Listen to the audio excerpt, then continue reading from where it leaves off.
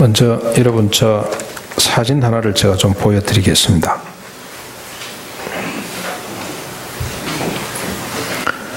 이쪽은 좀 흐릿한데 뭐 주일날 무슨 뭐 이런 선임 사진을 다 보여주나, 오늘 뭐 법당도 아닌데 왜 이러나 이런 생각을 하실지 모르겠는데, 초파일도 지금 다가오고, 예. 그래서 또 뭐 이 선임들은 지금 뭐 우리 명동 성당에 와서 뭐 축사다고 하는데, 우리 둘의 교회도 이 사진 한번 보는 것 좀 안 괜찮겠다는 생각이 듭니다. 근데 제가 오늘 좀 묻고 싶어서 이 사진을 좀 보여드리는데요. 무슨 생각이 드세요? 이 아이가 뭘 하고 있습니까? 물장난하고 있는 것 같습니까?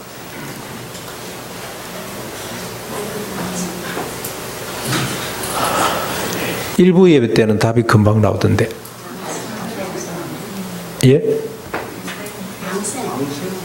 뭐 한다고요? 방생한다고? 아이가 지금?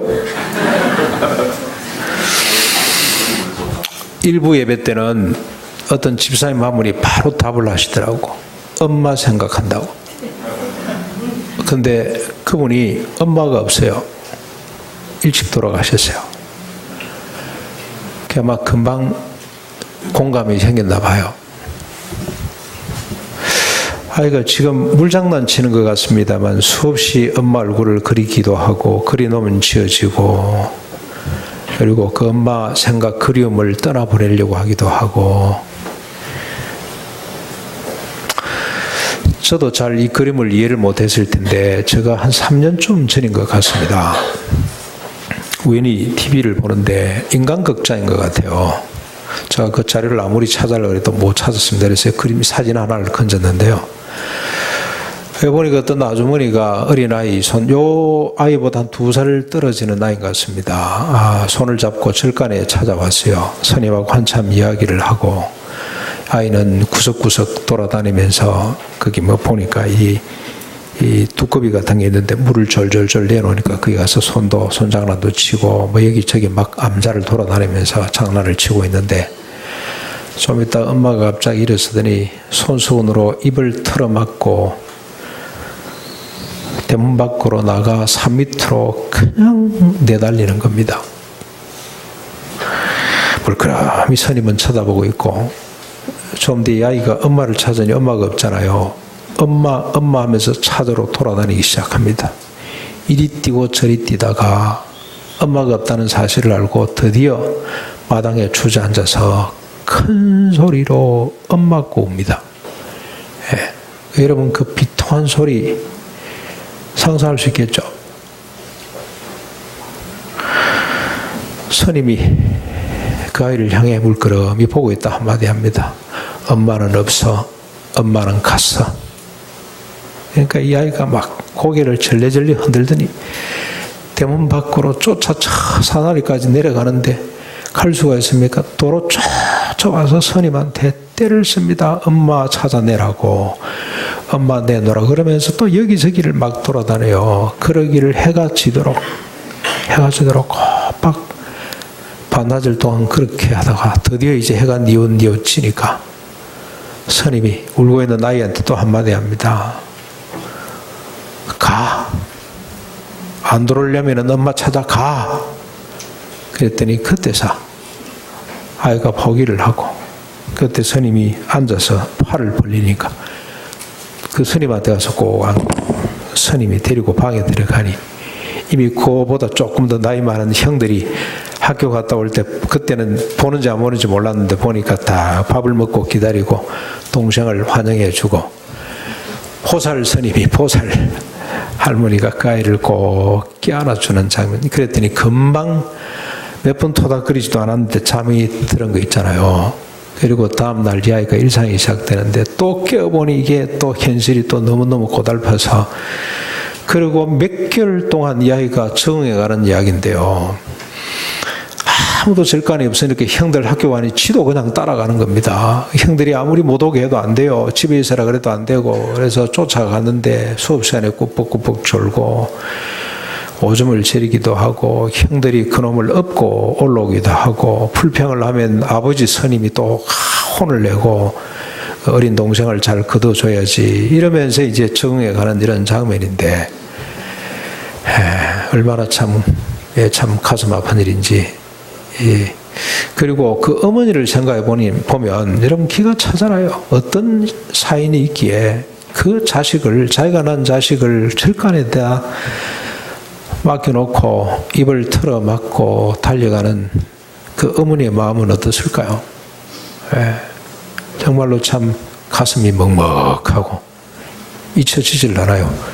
그래서 이 그림을 볼 때 저는 엄마 얼굴을 수없이 그리고 있다. 엄마를 그리워하고 있는.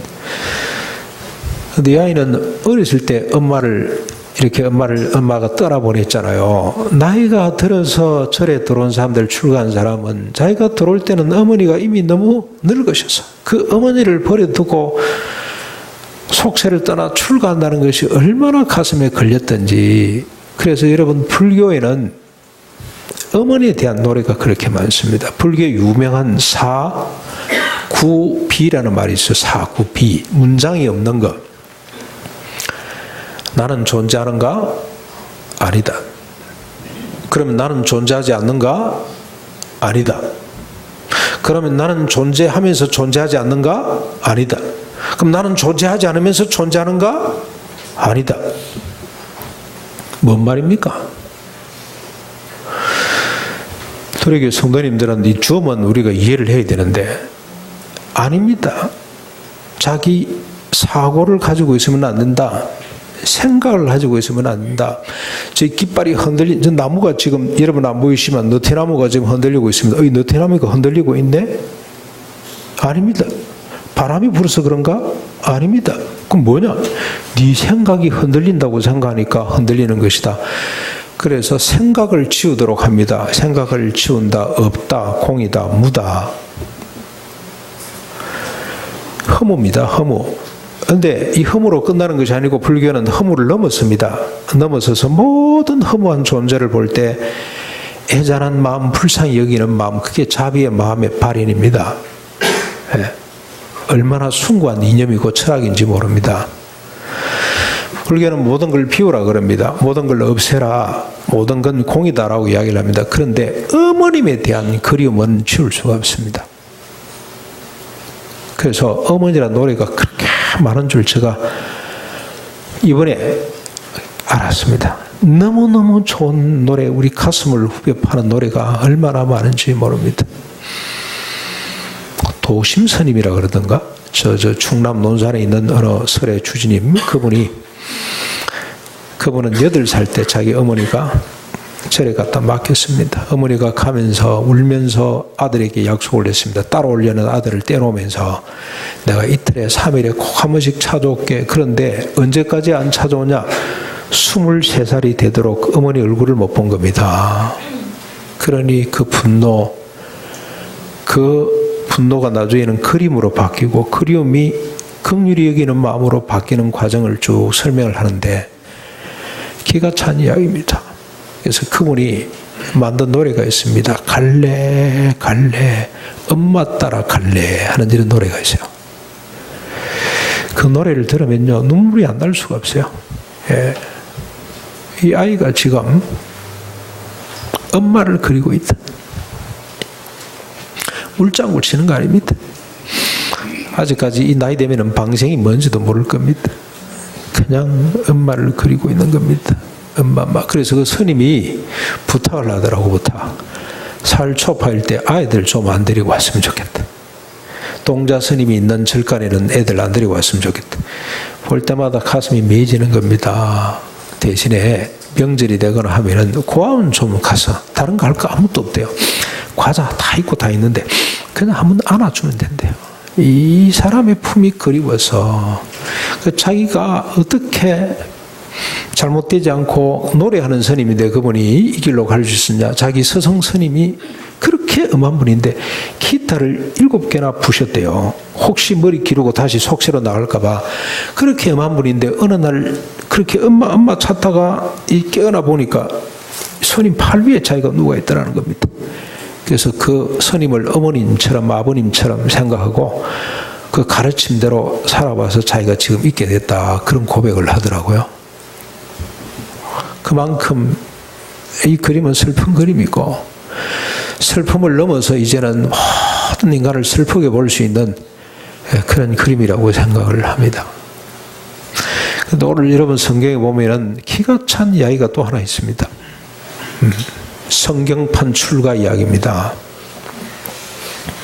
이해보다 더 어린 아이가 하나 나옵니다. 사무엘이라는 아이가 나옵니다.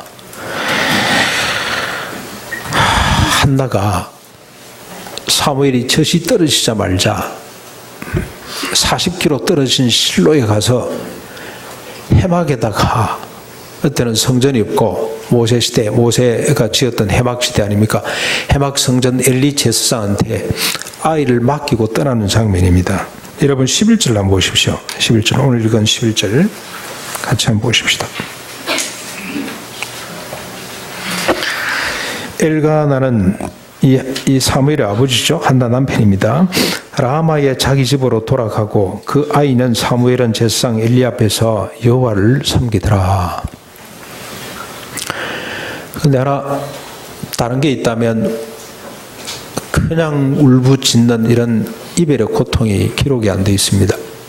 근데 아마 이들은 그냥 눈물 한 발 안 흘리고 그냥 이별을 했겠다라고 생각하는 것은 인간의 길을 포기한 사람들의 모습이 아닐까 하는 생각이 듭니다. 얼마나 힘들었겠어요.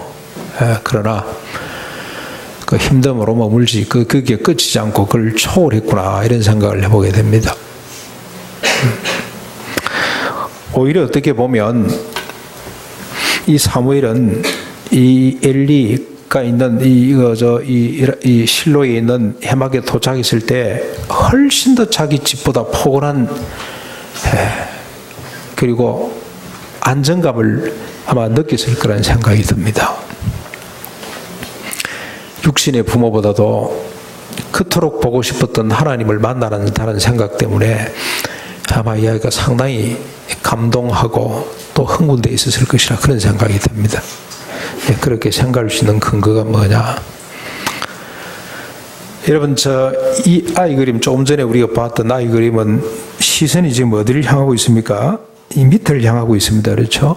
땅을 향하고 있습니다. 그런데 여러분, 이 사무엘 이미지를 한번 건져보려고 아무리 예를 써도 옛날 있잖아요. 자동차 앞에 이래 오늘도 무사히 하고 여기 있잖아요. 그 그림밖에 없어요. 그런데 거기 보면 사무엘의 시선은 어디를 향해 있습니까? 재밌습니다. 하늘을 향해 있어요. 시선의 차이. 저는 정말로 이건 중요한 차이라고 생각합니다.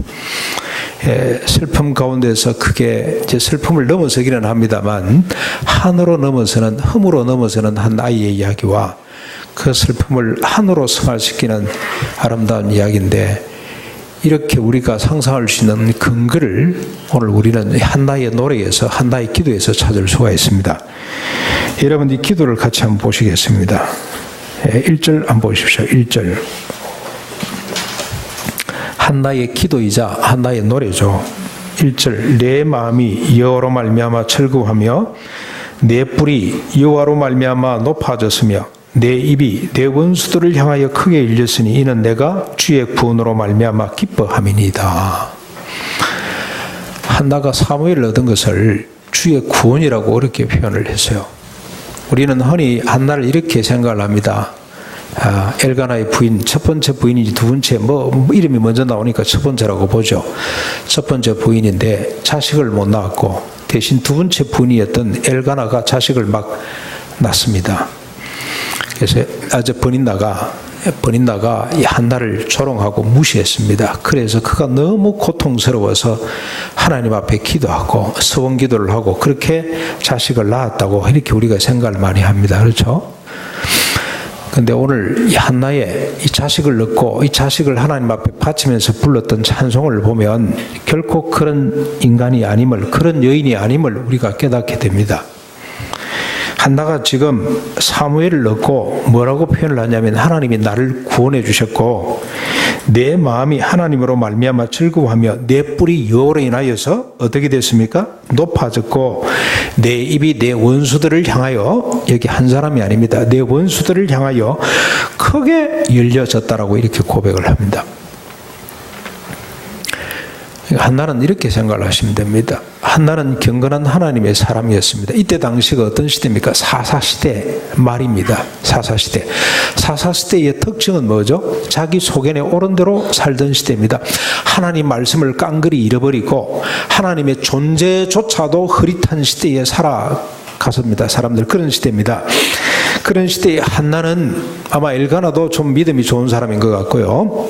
마치 보아스 같고 룻가 같은 사람으로, 나오미 같은 사람으로, 그 믿음의 계보를 잇는 사람으로 하나님에 대한 이야기를 많이 했을 겁니다. 우리가 언약의 백성이다. 하나님은 지금도 살아계시다. 하나님 말씀대로 살아야 된다. 이런 이야기를 종종 하는데 사람들은 그 말을 듣지 않았을 겁니다. 하나님이 뭐 밥 먹여주냐? 니나 잘하시지. 자식도 없는 주제에 언약의 하나님이라면 언약을 이을 자식을 줘야 될 거 아니냐? 자식도 없는 주제에 무슨 큰 소리냐? 우리가 현실을 직시하고 현실대로 살아야 되지. 이런 분이라고 생각을 하시면 됩니다. 오늘 우리가 하나님 말씀대로 이렇게 자꾸 강조를 하면 뭐 그러면 시골 가서 농사나 짓고 살아야 되겠네. 우리 현실이 얼마나 어려운데 그래 살아가 되겠나? 좀 지혜롭게 생각을 해야 되지. 합리적으로 생각을 해야 되지. 그런 생각을 많이 할 겁니다. 어제 우리 혜원이 결혼식이 있었잖아요. 결혼은 누가 맺어주는 겁니까? 하나님이 맺어주시는 거잖아요. 무엇 때문에? 하나님의 뜻을 위해 서로 부족함을 채워서 온전한 인격체가 되고 하나님의 뜻을 이어가도록. 그래서 뭐가 안 됩니까? 하나님이 맺어주셨기 때문에 이혼 불가입니다. 하나님이 맺어주셨다. 그걸 사람들이 어떻게 믿냐면 내가 좋아서 선택을 했는데 하나님의 주권, 하나님의 섭리라 그게 잘 안 믿어진다. 그렇게 생각할 수가 있습니다. 오늘 우리가 그러는 것처럼 사사시대 때도 하나님 말씀 그게 뭐 중요하냐. 지금 우리가 죽을 판인데 힘을 가져야지. 힘. 실력을 가져야지. 그런 논리를 펴고 있을 때 이 한나가 아니다. 우리는 하나님 말씀대로 살자. 언약의 백성이다. 우리 후손들이 하늘의 별처럼 많아져서 열국을 복되게 하는 것이 아브라함에게 주셨던 약속이고 그 약속을 잇기 위해서 이삭을 주셨고 야곱을 주시고 우리를 이렇게 지금 이 땅으로 인도했다. 하나님 말씀대로 살자. 그럴 때마다 사람들이 니나 잘하세요. 니나. 자식도 없는 게 뭔 큰 소리라고. 그 말이 너무 고통스러워서 한나가 하나님 앞에 기도한 거 아닙니까? 하나님 저에게도 언약의 자식을 주십시오. 그냥 자식 하나 줘가지고 이 자기의 한을 좀 풀어주십시오. 그런 차원이 아닙니다. 하나님이 언약의 자식을 하나 주십시오. 그래서 주님의 뜻이 믿음으로 이어져 간다는 것을 보여주십시오. 그랬는데 하나님께서 사무엘을 주셨단 말이죠. 그러니 그가 너무너무 좋아서 하나님이 나를 구원해 주셨다. 내 뿔을 하나님이 높이 들어주셨다. 내 입을 원수들을 향해, 하나님을 무시하는 사람을 향해, 하나님의 언약과 성취를 깡그리 뭉개고 있는 사람들을 향해 크게 열리도록 해 주셨다고 그렇게 감사하고 있는 겁니다. 하나님을 찬양하는 내용 아닙니까? 2절 한번 보십시오. 이와 같이 거룩하신 이가 없으니 이는 주밖에 다른 이가 없고 우리 하나님 같은 반석이 없으시도다. 자기한테 그냥 아들 하나 줘가지고 대를 잇겠다 그런 차원의 반석이 아닙니다. 하나님의 언약, 아브라함에게 주시느냐, 아담에게 주시느냐, 모세를 통해서 주신 그 언약을 이어가시는 반석 되시는 분. 3절 말씀부터는 좀 분위기가 달라집니다. 이제는 1절, 2절은 하나님께 대한 감사의 고백이라면 3절부터 10절까지는 입을 크게 벌려 사람을 향한 선포라고 보면 됩니다. 여기는 자기 자신도 포함되어 있고 번인나도 포함되어 있고 그 주변에 있는 수많은 하나님의 주권, 하나님의 섭리, 하나님의 통치를 무시하고 하나님의 언약과 성취를 무시하는 주변의 수많은 믿음 없는 사람들을 향한 선포라고 보시면 돼요. 그 내용을 한번 보시죠. 3절입니다. 우리 같이 한번 읽어보실까요? 시작. 심히 교만한 말을 다시 하지 말 것이며 오만한 말을 너 입에서 내지 말지어다. 여호와는 지식의 하나님이시라 행동을 달아보시는도다. 교만한 말, 오만한 말이 뭐겠습니까? 조금 전에 말씀드렸던 것처럼 하나님이 밥 먹여주냐, 하나님의 언약이 뭐가 중요하냐, 현실을 봐라, 현실을 봐라. 힘이 있어야지, 실력을 갖춰야지. 오늘 우리 자녀들에게 주로 하는 말들이죠, 그렇죠? 예수 잘 믿기 전에 실력부터 갖춰라. 믿음 전에 인격이 먼저 있어야 된다. 이런 이야기를 우리가 많이 합니다. 신앙생활은 아주 대학 가고 난 뒤부터 하고, 연애도 그때부터 하고, 이런 이야기를 우리가 얼마나 자주 합니까? 그런 말들이죠. 힘이 있어야 된다. 약육강식의 세상에 힘이 있어야 된다. 우성열패다. 실력을 갖춰야 된다. 하나님 말씀대로 산다고 되는 것이 아니다, 이 사람아. 이런 말을 그치라는 겁니다. 하나님은 그 지식, 인간의 그 얄팍한 지식을 다 알고 계시고 달아보고 계시는 분이다. 그런 뜻입니다. 이런 사람을 향해 한나의 해침을 보십시오. 4절부터 8절까지인데요. 깁니다. 제가 한번 읽겠습니다. 용사의 할을 용사의 할은 꺾이고 넘어진 자는 힘으로 띠를 띠도다. 풍족하던 자들은 양식을 위하여 품을 팔고 줄이던 자들은 다시 줄이지 아니하도다. 전에 임신하지 못하던 자는 7을 낳았고 많은 자녀를 둔 자는 쇠약하도다. 여기까지만 한번 보실까요?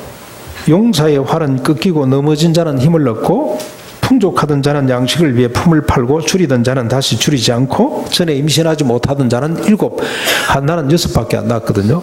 그럼 이게 뭔 말입니까? 7은 완전 수입니다. 완전한 자녀를 놓고 많은 자식을 준 자는 어떻게 됩니까? 쇠약하게 되고. 왜 이렇게 되죠? 하나님이 계시기 때문에 이런 일이 벌어진다는 겁니다. 그래서 그 뒤에 보십시오. 여호와는 죽이기도 하시고 살리기도 하시며 서울에 내리기도 하시고 거기에서 올리시기도 합니다. 여호와는 가난하기도 하시고 부하기도 하시며 낮추기도 하시고 높이기도 하십니다. 가난한 자를 진토에서 일으키시며 빈궁한 자를 거름더미에서 올리사 귀족들과 함께 앉게 하시며 영광의 자리를 차지하게 하시는도다. 땅의 기둥을 여호와의 것이라. 여호와께서 세계를 그것들 위에 세우셨도다. 뭔 이야기를 하자는 겁니까? 인간의 모든 존재와 형편이 누구 손에 달렸다는 겁니까? 하나님의 손, 하나님의 주권에 달렸다. 그래서 하나님은 하나님의 주권대로 높일 자를 높이고 낮출 자를 낮추시는 분이다.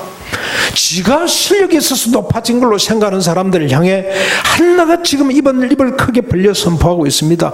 하나님이 얼마든지 낮추실 수가 있다. 하나님의 주권에, 심지어는 세계도 하나님이 기둥을 세우시고 그 위에 하나님이 세상을 펼치신 분이다. 우주 만물을 창조하시고 주관하시는 분이 하나님이시다. 너희들의 실력이 너희 건 줄로 아느냐? 하나님이 한순간에도 내려줄 수가 있고 한순간 하나님이 서울에 빠진 자를 영광스러운 존귀한 자리에 올리실 수 있는 분이다. 전적인 하나님의 주권, 하나님의 섭리, 하나님의 살아계심, 하나님의 통치, 하나님의 권세에 대한 이야기입니다. 힘의 논리가 아닙니다. 하나님의 주권에 달렸다. 하나님의 손에 달렸다. 이를 확증하는 말이 9절 10절이죠. 그가 그의 거룩한 자들의 발을 지키실 것이라. 악인들을 흑암 중에서 잠잠하게 하시리니 힘으로는 이길 사람이 없으리로다. 여호와를 대적하는 자는 산산이 깨어질 것이라. 하늘에서 우레로 그들을 치시리로다. 여호와께서 땅끝까지 심판을 내리시고 자기 왕에게 힘을 주시며 자기의 기름 부음 받은 자의 뿔을 높이시는 분이다. 하나님을 대적하는 자, 하나님의 주권을, 하나님의 섭리를, 통치를 무시하는 자는 하나님께서 이렇게 내리실 것이다. 대신에 하나님을 경외하는 자, 하나님을 신뢰하는 자는 어떻게? 왕으로 하나님께서 그를 높이시고 그 길을 하나님께서 지켜주실 것이다.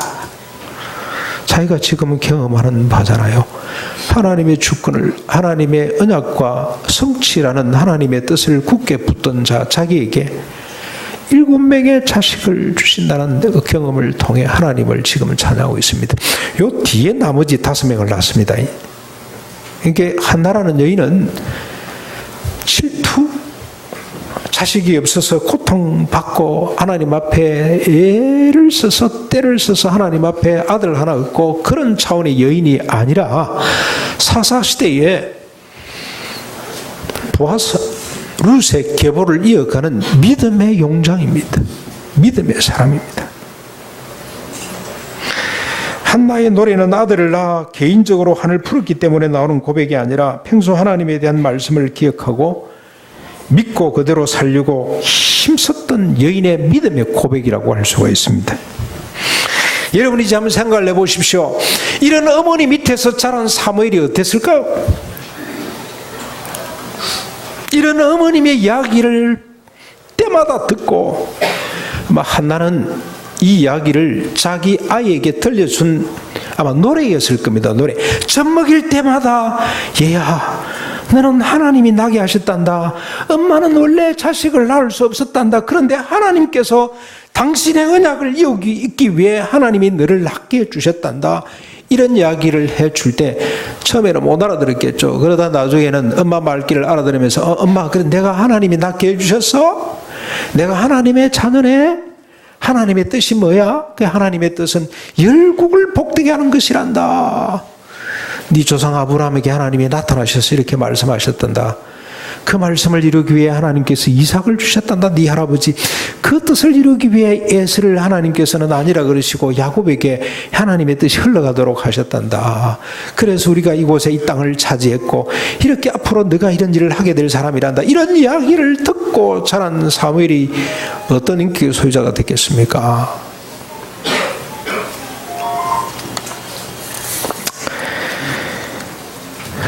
테막에 도착했을 때 얼마나 마음이 기뻤을까요? 육신적으로 부모님을 떠나보낸다는 것 때문에 잠깐 슬펐겠지만 해막에 도착해 보니 얼마나 그 마음이 포근했을까요? 아, 이제 내가 드디어 내 아버지 집에 왔네. 진짜 아버지 집에 왔네. 여러분, 예수님이 12살 때쯤 됐죠. 그때 예루살렘에 올라왔다가 돌아가는데 그냥 안 돌아갔어요. 어머니 아버지가 이제 어느 정도 컸으니까 따라오겠지 하고 갔는데 3일 길 가다 보니 안 보이는 거예요. 깜짝 놀래가지고 도로 그냥 막 찾아 올라오잖아요. 예루살렘 성전에 떠 앉아 있습니다. 그래서 아버지가 가서 너가 왜 우리를 이렇게 괴롭히냐 그랬더니 어린 예수가 한 말 기억나시죠? 내가 내 아버지 집에 있는 것이 뭐가 잘못됐습니까? 사무엘이 꼭 그런 심정이었을 겁니다. 그래서 사무엘은 어린 나이에도 불구하고 여러분 18절 19절을 한번 보십시오. 18절 19절 사무엘이 어렸을 때에 세마포 예봇을 입고 여호와 앞에서 섬겼더라. 그의 어머니가 매년 드리는 제사를 드리러 그의 남편과 함께 올라갈 때마다 작은 겉옷을 지어다가 그에게 주었더라. 작은 예봇을 예쁘게 입고 하나님을 섬기고 있는 이 사무엘의 모습을 한번 상상을 해보십시오. 어머니가 올라갈 때마다 예봇 하나를 만들어서 세마포 겉옷을 만들어서 아이에게 입혀주었던 걸 한번 상상을 해보십시오. 예봇은 아무나 입는 건 아닙니다. 제사장은 있는데 이 엘리 제사장은 이미 벌써 그냥 자기 사역이 뭔지도 모르고 지금 이제 완전히 막 그냥 나가 떨어져 있어요. 그 자리를 어린 사무엘이 지금 대신 지키고 있는 겁니다. 그뿐만이 아니라 여러분 3장 3절로 넘어가서 한번 보십시오. 정말 기가 찬 또 아름다운 이야기가 하나 있습니다. 엘리의 눈이 점점 어두워가고 잘 보지 못하는 그때에 그가 자기 처소에 누웠고 하나님의 등불은 아직 꺼지지 아니하였으며 원래 등불이 꺼지면 안 됩니다. 그렇죠? 그런데 또 다른 등불이 있었는지는 모르겠습니다만 이게 꺼졌더라 그러면은 7촛대 그 등잔대가 지금 꺼지고 있다. 그런 시대라고 보시면 돼요. 꺼지지 않았더라. 그런데 사무엘이 어디에 누워 있습니까? 사무엘은 하나님의 궤에 있는 여호와의 전 안에 누웠더라. 엘리 제사장은 지금 자기 집에 들어누워 있고 이 어린 사무엘은 지금 어디에 누워 있습니까? 성전의 성회막 안에 누워 있습니다. 그런데 지성소는 들어갈 수가 없습니다. 그런데 지성소 안에 법궤 언약궤가 있고 그 언약궤 위를 천사 둘이 이렇게 덮고 있는데 그걸 속죄소라 그러죠. 거기에 여호와 하나님이 계시죠. 사무엘이 그걸 아는 사무엘이 그 하나님이 너무 좋아서 가장 가까운 해막이 가려져서 보지는 못합니다만 그 해막 바로 앞에 누워있는 모습을 상상하시면 됩니다. 사무엘이 그러고 있어요. 그 하나님 어떤 하나님입니까? 어머니를 통해서 들었던 하나님, 땅에 기둥을 세우시고 그 위에 자신의 세계를 펼치신 하나님, 소홀에 빠진 자를 건져 올리시기도 하고 높은 자리에 있는 사람을 낮추시기도 하시는 바로 그 하나님, 부하게도 하시고 가난하기도 하시는 바로 그 하나님이 그 해막 안에 계십니다. 그러니 얼마나 마음이 든든하고 포근하고 좋았겠어요. 그 앞에 잠들어 있는 사무엘의 모습을 상상해 보십시오.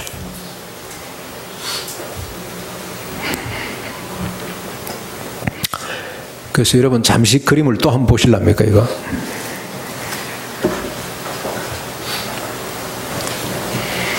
이 사무엘은 혹시 이거 그림 갖다 놨다가 혹시 또 여러분이 잘못 또 이미지가 또 만들어질 것 같아서 아예 성경 속에 사무엘만 생각을 하시고 보여드리지는 않겠습니다만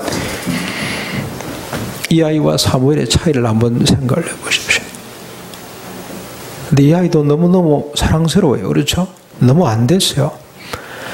이게 다 나쁜 건 아닙니다.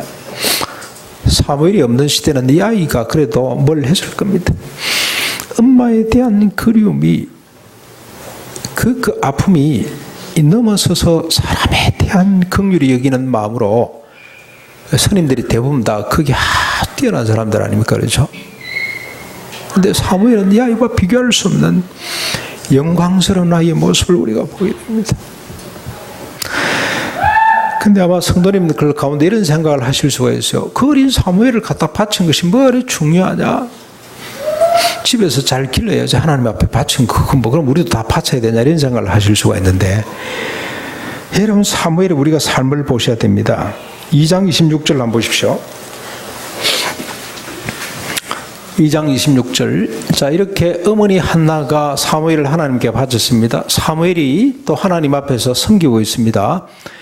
이게 어떤 결과를 낳는지 한번 보십시오. 이게 왜 중요한지를 우리가 한번 보십시다. 2장 26절 같이 한번 읽어보실까요? 아이 사무엘이 점점 자라매 여호와 사람에게 은총을 더욱 받더라. 이 번역이 조금 잘못됐습니다. 어린 사무엘이 자라매 여호와와 사람들에게 기쁨을 주더라고 하는 것이 맞습니다. 큰 기쁨을 주고 있습니다. 이 아이는 우리 마음속에 큰 아픔을 줍니다. 그 아픔도 아주 중요합니다만 아픔을 주고 있습니다만 어린 사무엘은 큰 기쁨을 주고 있습니다. 그것도 하나님과 사람들에게.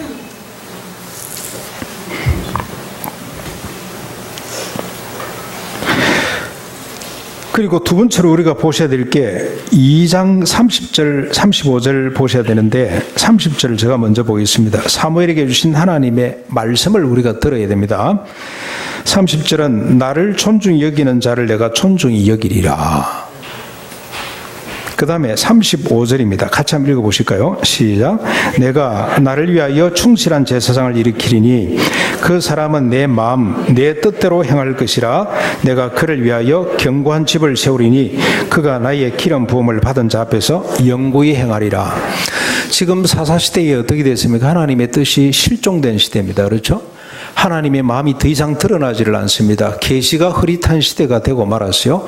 말씀이 실종된 시대에 삽니다. 그런데 오늘 하나님께서 자신의 마음과 자신의 뜻을 누굴 통해 드러내십니까? 이 어린 사무엘을 통해서 드러내시기 시작합니다. 하나님의 뜻이, 하나님의 마음이, 하나님의 말씀과 계시가 다시 이어지는 중요한 시점에 이 사무엘이라는 한 사람이 서 있습니다.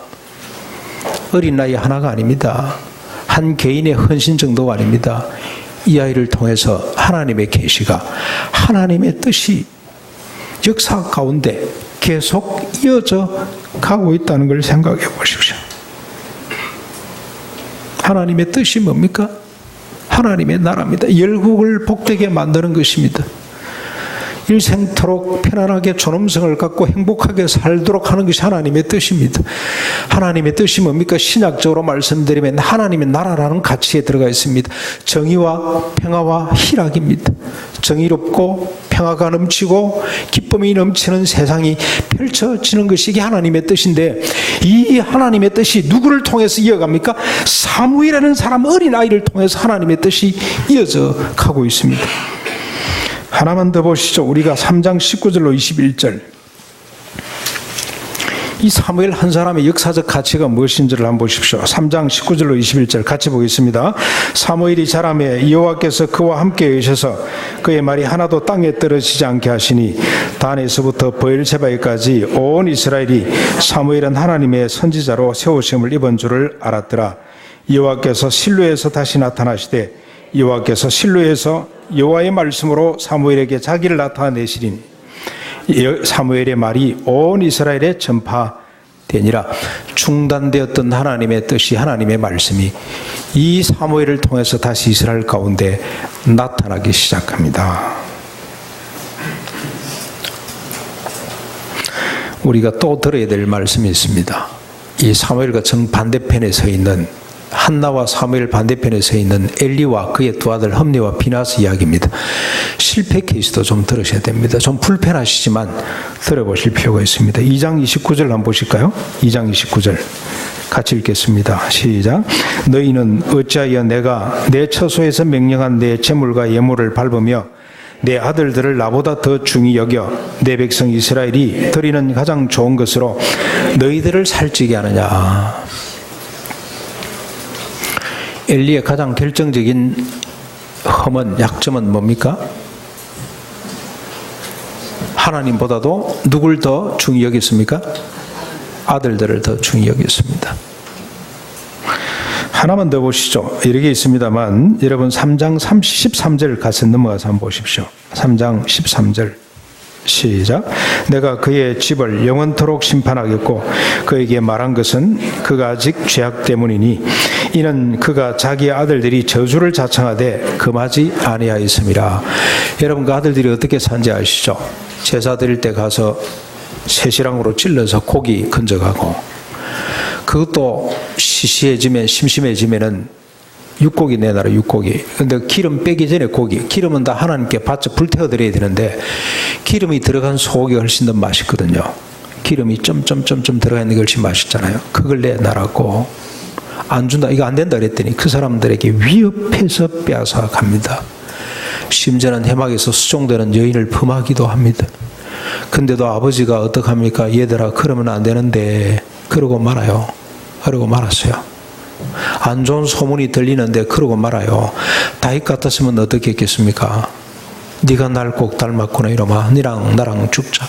옷을 찢고 머리를 풀고 침상에 썩도록 하나님 앞에 하나님 용서해 주십시오. 차라리 저를 죽여주십시오. 그랬을 텐데 엘리는 그러질 않았어요. 힘이 다 빠져서 그랬나 봐요. 이해가 돼요. 힘이 빠지니까 회개할 힘도 잘 안 나오는 것 같아요. 그래서 이게 우리가 힘을 보존하는 것, 회개할 수 있는 힘을 저버리지 않는 것이 참 중요하다는 생각을 하게 됩니다. 그랬습니다. 엘리의 실패의 원인입니다. 하나님보다도 자식을 더 소중히 여긴 것, 더 중하게 여긴 것이 엘리의 결정적인 실수입니다.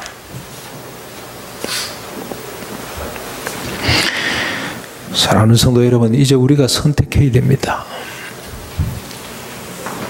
한나가 될 것인지 아니면 넬리가 될 것인지 선택을 해야 됩니다. 자식을 하나님의 뜻대로 살게 만들 것인지 아니면 자기 욕망대로 살도록 내버려 둘 것인지 우리가 결정을 해야 돼요. 자식으로 하여금 하나님의 뜻, 하나님을 위해 살도록 할 것인지 자기를 위해서 살도록 할 것인지 결정해야 됩니다. 저는 보니까 선택은 이럴수록 더 좋다는 생각이 듭니다. 교육은 이럴수록 더 좋다는 생각이 듭니다. 이 사무엘은 젖되기 전에 학습이 끝난 사람이라고 보시면 됩니다. 어머니를 통해서 하나님에 대한 지식이 젖되기 전에 완성이 된 사람입니다. 우리 영아부 교사들이 그만큼 중요합니다. 여기 젖먹이 아기를 가진 엄마들 잘 들으십시오. 젖 떨어지기 전에 교육이 끝나야 됩니다. 무슨 교육을 해야 될 것이냐? 나는 다 끝났네. 그러면 이제 안 되겠네. 기회가 한 번 또 옵니다. 언제입니까? 할머니가 됐을 때. 그 아이들 젖 떨어지기 전에 할머니들이 책임을 지시고 할아버지들이 책임을 지시고 대신 할 수가 또 한 번 하나님이 기회를 주시는 것 같습니다. 그것도 안 되거들랑 우리 교회 아이들, 젖먹이 아이들, 이 아이들 잡고 교육을 할 수 있어야 됩니다. 뭘 교육해야 되느냐? 뭘 교육해야 됩니까? 한나의 교육법입니다. 하나님이 어떤 분인지를 가르치면 됩니다. 이대로 가르치면 됩니다. 얘야, 하나님은 이런 분이란다. 하나님이 너를 낳게 해주셨단다. 너는 언약의 자녀란다. 하나님의 언약이 뭔지 아니? 온 세상을 복되게 하는 것이란다. 특별히 주일 성수를 가르치십시오. 여러분, 주일이라는 것이 아무것도 아닌 것 같습니다만 얼마나 소중한지 모릅니다. 저는 저를 보면 압니다. 저는 어릴 때 우리 어머님이 무식하고 배운 것도 없고 아무것도 없어요. 우리 어머님의 영성이 이렇게 뛰어난 것도 아닙니다. 그런데 딱 한 가지입니다. 한 가지. 주일 성수 잘해라. 주일 가면은 목사님의 설교를 듣습니다. 그때 우리는 목사님 설교가 아니고 집사님들 설교를 들었습니다. 그리고 주일 가면은 하나님을 경외하는 법을 배웁니다. 하나님을 섬기는 법을 배웁니다. 그게 나도 모르게 쌓여서 믿음의 자리로 올라갈 수가 있습니다. 주일 성수가 최고입니다. 저는 아직도 우리 부목사님 한 분을, 박형근 목사님 아시죠? 그분의 말을 잊지 못합니다. 박형 목사 아들 얼마나 잘 키웠는지 모릅니다. 그게 세상적으로 잘 키웠다는 뜻이 아니고요. 얼마 전에 개척교회 한다 그래서 갔더니 또 이제 나와서 개척교회를 하는데 갔더니 아들이 예배 코디가 되어 있습니다. 그 아들은 더 이상 요구할 게 없어요. 딱 이 아버지가 중학교 들어가면서부터 선언을 냈습니다. 나는 더 이상 너를 지도할 수가 없다. 네가 방에 들어앉아서 무슨 짓을 하는지 아빠가 어떻게 아느냐. 네가 선택해야 된다. 그러나 네 주변에 하나님이 계시다는 사실을 알아라. 하나님하고 동행하는, 나는 너 옆에서 돕는 조력자에 지나지 않는다. 네가 나한테 와서 물어보지 않으면 나 아빠는 도와줄 수도 없다. 내가 이야기하면 잔소리 이럴 거 아니냐. 네가 하나님 앞에서 결단하고 살아가라. 그런데 예배에 실패하는 인생은 되지 말아라. 그 할머니한테 배웠대요. 할머니한테. 박 목사님 어디서 배웠나? 할머니한테 배웠. 예배에 실패하지 않는 인간이 되라. 주일 하루 여러분, 엄마가 부랴 일어나서 밥해 먹이고 막 하고 그 다음에 엄마 몸을 단장하잖아요. 그럼 아이들이 엄마 오늘 무슨 날인데 이렇게 엄마 이렇게 예쁘게 하고, 특별히 시골에 농사 짓던 때는 말이죠. 주일 되면 엄마 몸에서 분냄새가 나. 분냄새. 엄마가 비로소 화장을 하기 때문에 오늘은 특별한 날인가 보다. 그런데 그 날이 무슨 날이냐면 하나님 앞에 가서 예배하는 날이라. 그러면 아이들 생각이 어떻겠습니까? 하나님이 최고구나. 저절로 교육이 돼요. 그런데 예배 시간에 늦게 들어오고 그냥 오늘 오전에 예배 때, 일부 예배 때는 순서를 맡던 친구 뭐 이상하게 뭐 운동복 비슷한 걸 입고 나와서 뭐 그게 다 용납이 됩니다만 그래도 주일 우리가 준비하는 모습을 보고 아이들이 배웁니다. 아, 오늘은 대단히 중요한 날이네. 무슨 날인데 이렇게 엄마가 야단 법석을 뜨시지? 하나님께 예배하는 날이네. 그래서 아이들이 하나님에 대한 경외감을 그때부터 가지기 시작합니다. 오기 싫으면 나누고 늦게 오고 이래가지고 아이들한테 우리 하나님은, 엄마가 섬기는 하나님은 동네 이장보다도 못한가 보대.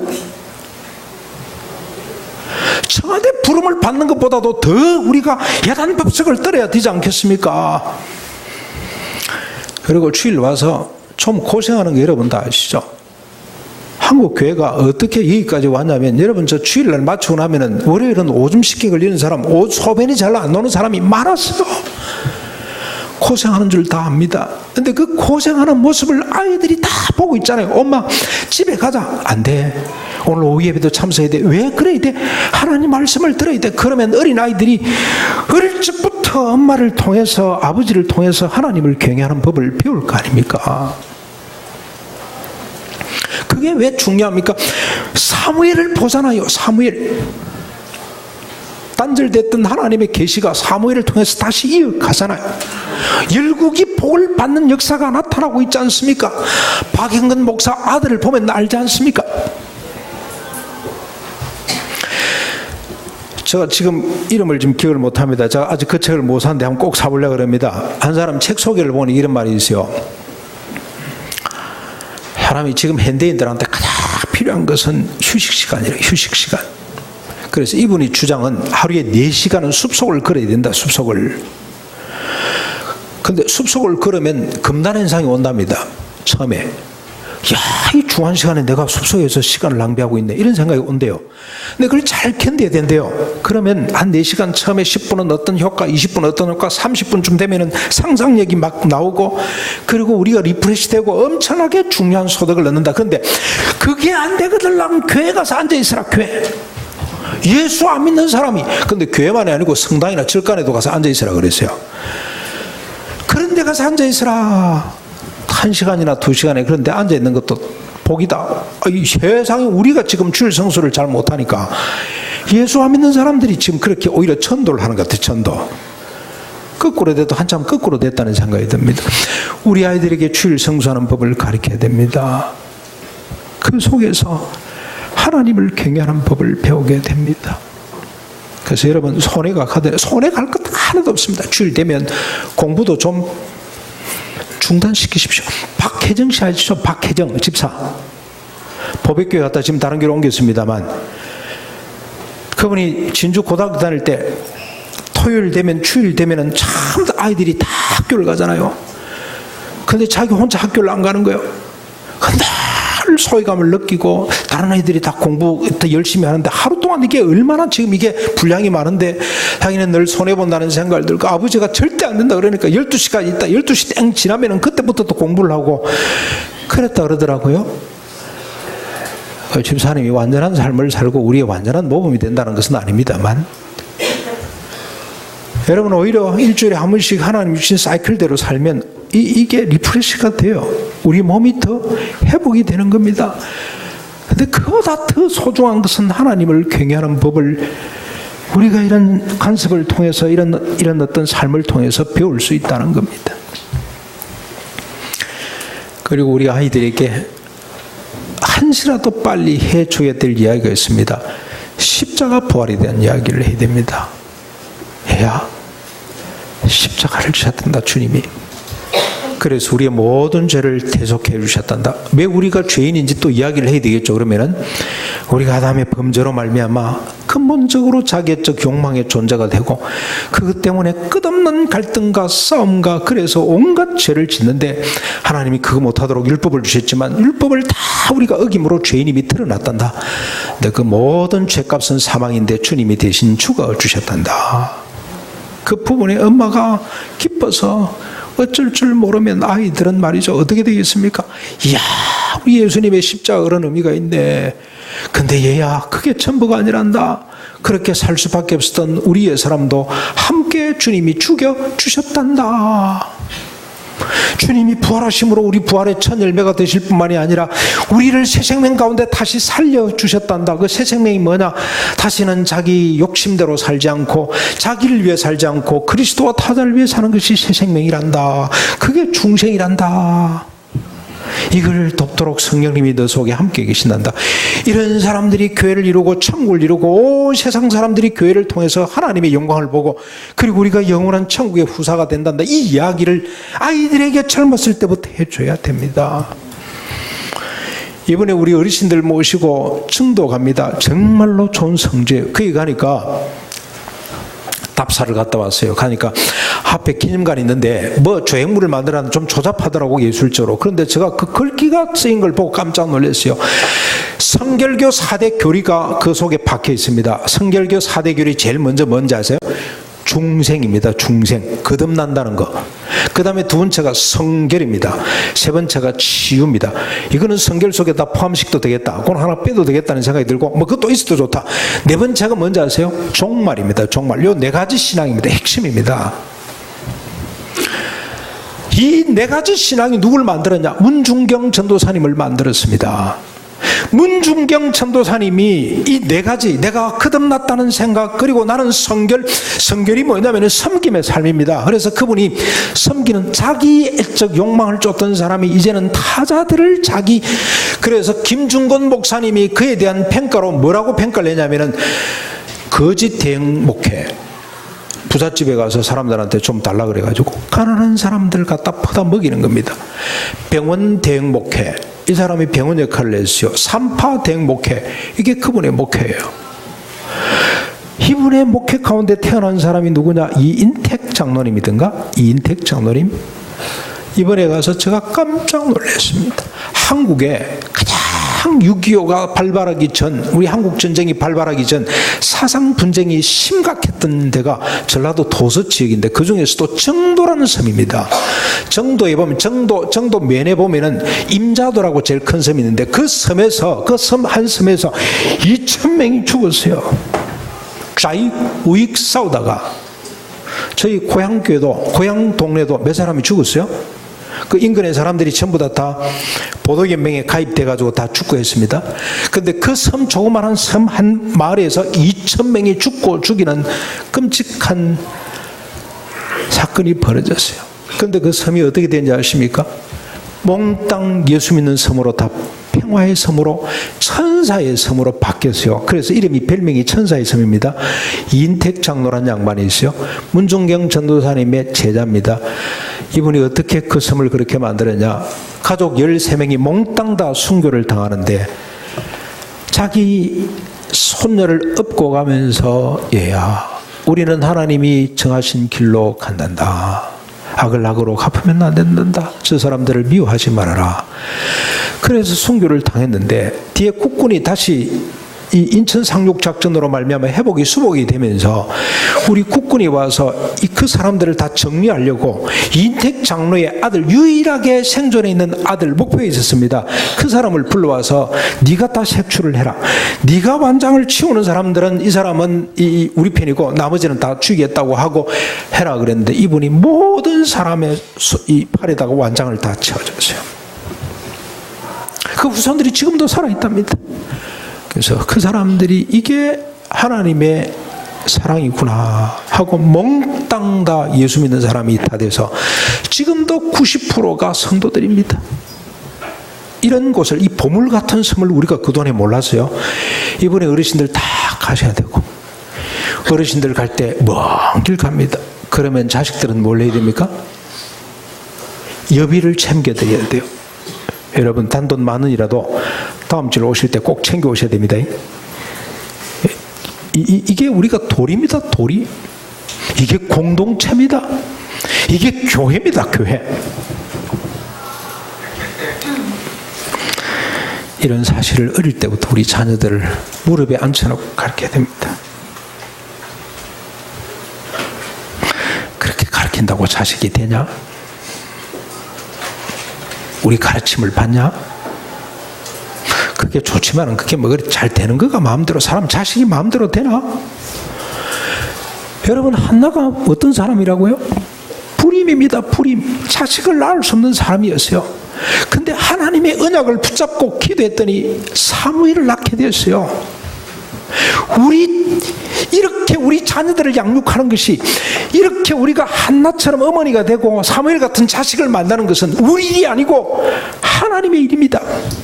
하나님이 오늘 이 땅 위에 성도들에게, 이 땅 교회들에게 바라는 하나님의 뜻입니다. 오늘 두레교회 성도들에게 하나님께서 바라는 바입니다. 이런 믿음을 갖고 나서려고 할 때 하나님께서 우리를 어떻게 합니까? 불을 견고케 높여 드시고 우리 발걸음을 지켜주시고 우리 집을 견고케 하시고, 이런 자를 주님은 왕같은 제사장이라고 그러고 그 길을 주님이 지켜주시는 겁니다. 이 하나님의 일입니다. 나서면 됩니다. 하면 됩니다. 한 번 더 마지막으로 우리 한번 이 사진 보고 마무리합시다. 우리 자식들 이렇게 키우는 것도 저는 좋다고 봅니다. 그리움. 그걸 넘어서서 또 다른 사람을 눈물로 바라볼 수 있는, 이 아이들 눈에, 이 스님의 눈에는 눈물이 늘 가득합니다. 눈물로 봐야 돼요. 눈물을 통해서 세상을 볼 수 있어야 돼요. 그런데 우리는 눈물보다 더 귀한 환희의 눈, 사무엘의 눈, 하나님을 보는 눈, 그래서 모든 외로움과 모든 허물을 극복해내고 하나님의 영광을 볼 수 있는 사무엘의 눈을 갖는 우리 자녀를 만들어내야 되지 않겠습니까? 여러분, 오늘 오후에 귀한 목사님이 오십니다. 이번 주 오고 다음 주 우리끼리 또 하고 그 다음 주 또 오고 두 분 기회가 있습니다. 이 기회를 놓치지 마시고 우리 교단에서 아주 주목해야 될 젊은 유능한 목사입니다. 우리가 어떻게 사무엘이 될 것인지, 우리 자녀들을 어떻게 사무엘로 만들 것인지 또 한번 고민하는, 다음 세대를 어떻게 책임질 것인지, 두레교회 주신 이 비전을 어떻게 우리가 실천할 것인지를 깊이 고민하고 결단하는 올해가 됐으면 좋겠습니다. 그동안에는 구호로만 있을 때요. 근데 이제는 우리가 실천할 수 있는 우리 자녀들을 하나님의 뜻대로 사무엘처럼 길러내는 한나가 되고 엘가나가 되는 복을 우리 온 성도들이 누리시기를 바랍니다.